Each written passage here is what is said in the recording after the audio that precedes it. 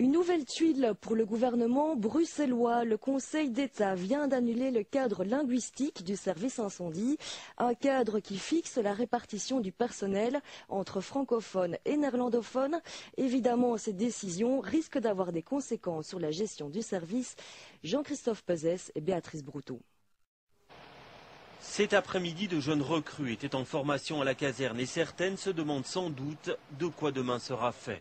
Car l'annulation du cadre linguistique déstabilise l'organisation du service incendie. Il fixait la répartition du personnel selon la clé 70% de francophones et 30% de néerlandophones. Une hérésie selon le syndicat socialiste qui ne regrette pas qu'il soit réduit en cendres. Pour la fête professionnelle, bon, c'était un petit peu embêtant, mais ce n'est pas catastrophique. Et pour l'aspect citoyen, bon, on peut que se réjouir de faire assez de cadeaux néerlandophones.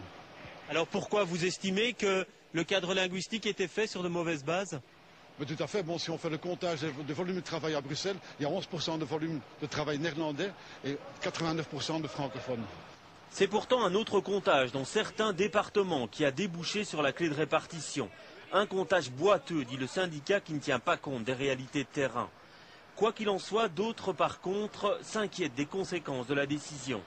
Les engagements bloqués, l'augmentation du cadre paralysé, les départs non remplacés, voilà qui a de quoi plomber l'ambiance. Elle est effectivement devenue détestable avec, pour conséquence, le personnel se pose des questions. Ceux qui ont été nouvellement promus et qui ont fait l'objet d'un recours au Conseil d'État contre leur promotion, leur promotion, évidemment, risque d'être annulée dans les jours qui suivent ou dans les mois qui suivent aussi. Donc c'est toute une batterie de gens, et je parle d'à peu près, mes souvenirs sont bons, un peu moins de 100 personnes, qui risquent de voir leur promotion annulée suite à cet arrêt-là aussi, quoi. Je tiens à signaler que c'est un service de secours et d'aide à la population. C'est le gouvernement bruxellois qui nous a mis, de par les décisions, dans cette situation-là. C'est à eux à le régler, hein, c'est tout.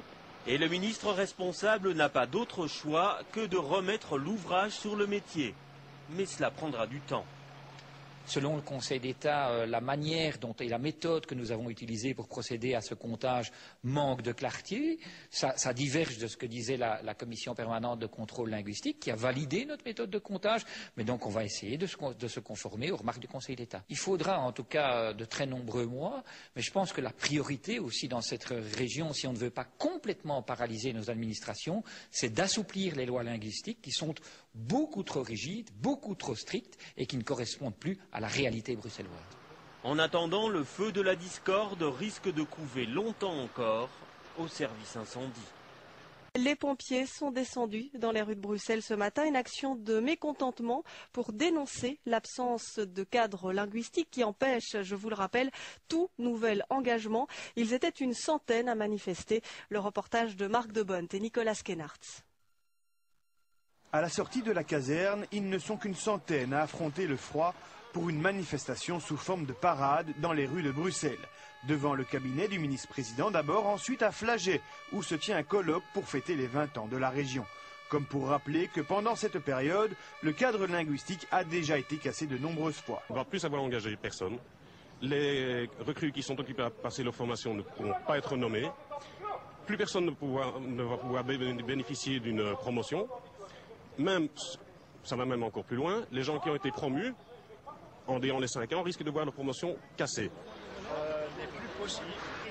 Ce major a été nommé en avril. Comme toutes les récentes promotions, la sienne est susceptible d'être cassée. Le cadre linguistique négocié entre partis démocratiques francophones et flamands prévoit une clé de répartition entre francophones et flamands. Problème, cela ne correspond pas à la réalité.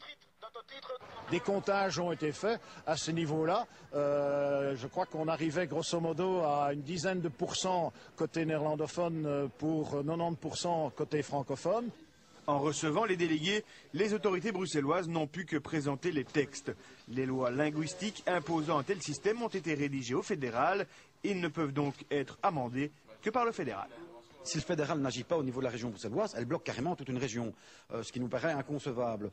D'autre part, on va devoir forcément aller trouver à un moment donné avec l'ensemble des fonctionnaires en région bruxelloise les autorités compétentes, c'est-à-dire les autorités fédérales. On n'aura plus d'autres moyens de manifestation, en espérant que le gouvernement bruxellois, pourquoi pas, un jour nous accompagne en tête de la manifestation. En attendant une grande manifestation de tous les travailleurs bruxellois devant les instances fédérales, régions et pompiers se reverront d'ici 3 semaines pour régler les affaires urgentes.